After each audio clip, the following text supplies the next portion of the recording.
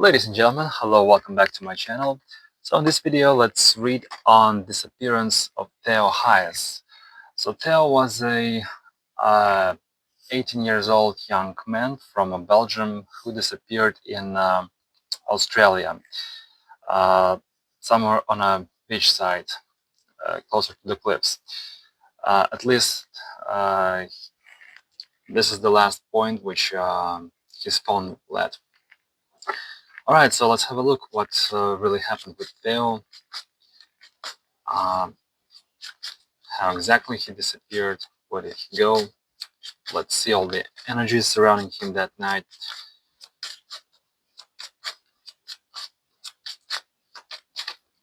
Was there any other people involved in his disappearance, the motives, and so on, etc. So what truly happened with Theo Hayez that night in Australia?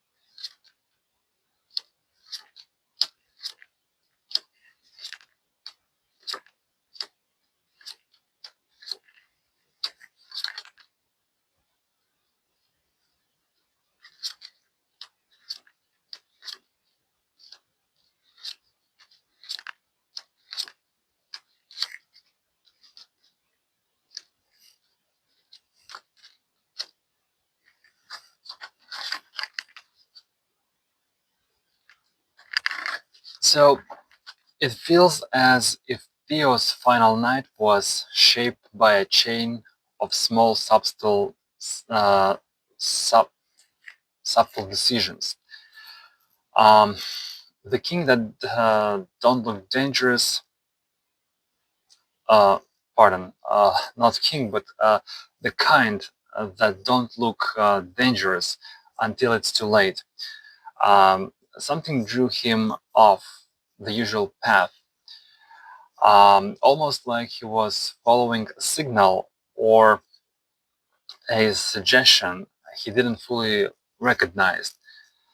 There's a sense of someone else being nearby, not openly threatening, but quietly influencing the direction of events, a presence that blended into the background, familiar enough not to raise alarm. So Theo seemed confused at some point, not panicking but uncertain, distracted, as if someone fed him mixed intentions or misinformation. Whatever happened, it wasn't instant. There was hesitation, a pause, a moment where the situation stood at a crossroads. His phone's disappearance carries a symbolic weight. Someone wanted the trail to end it there. It suggests a deliberate reset, like someone wiping the last visible trace of the night. But the act wasn't done with cruelty, more with the intend to break a connection to close a door. So uh, where Theo ended up feels grounded and quiet, connected to a nature rather than a hidden artificial place. There's an energy of stillness, waiting, and a kind of peace around it. Uh, Not truly violent and not fear. Around the event itself, there's a shadow of secrecy, not a dramatic crime ring or a violent ambush, but more like a person making a deeply wrong decision and then struggling with the consequences.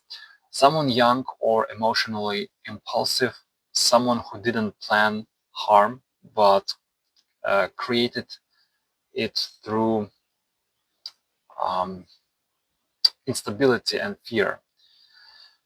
As for whether the truth will surface, the wheel is still turning. New information will eventually surface through people rather than physical evidence.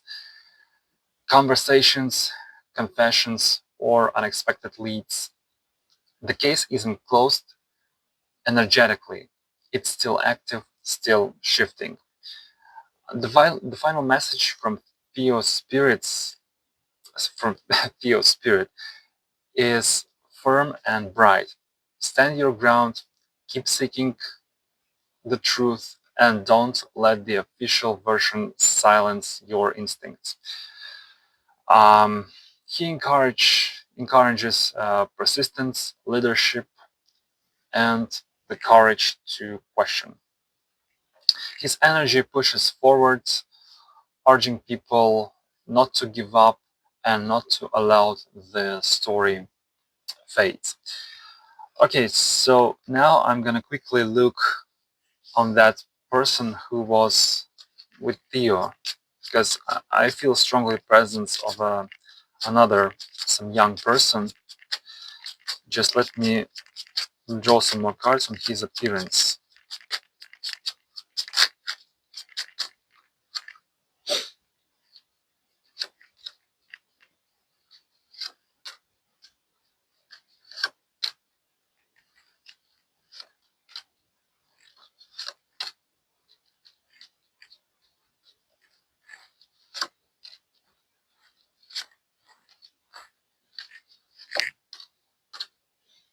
And also on his purposes, his motives.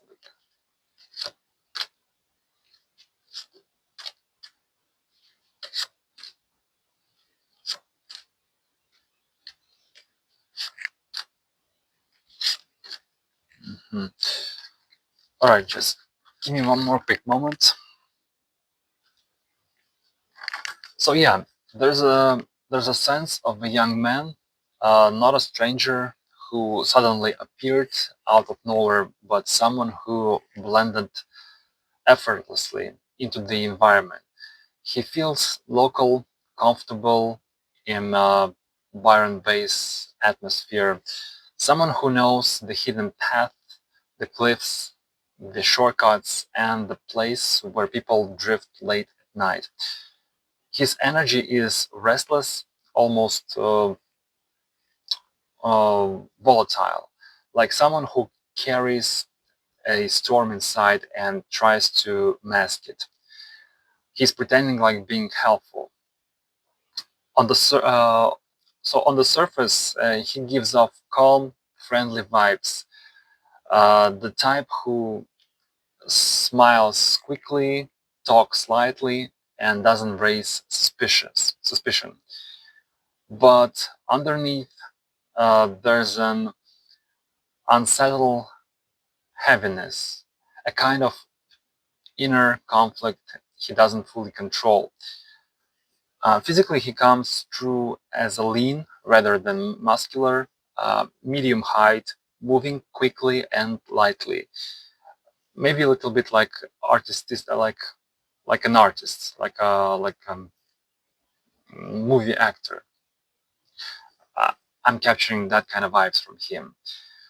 So moving quickly and lightly, his appearance isn't sharp or polished, more casual, slightly messy, blending with the backpacker crowd, even if he isn't one of them. Darker hair, probably not long, maybe slightly unkept, or wine toast. Eye that shift a lot, either from nervousness or habit, as if he always scanning the environment. He feels like someone who struggles with decisions, who flips between impulsiveness, who doesn't always think through consequences. Uh, there's this duality: sensitive but rush, withdraw but suddenly bolt, quiet but unpredictable. He didn't seek harm that night. He stumbled into it through unstable emotions, confusion, and the inability to handle the moment responsibility.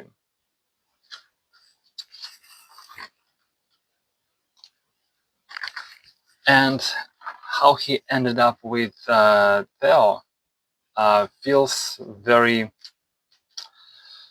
very like unplanned, more like a chance encounter turning into a small conversation.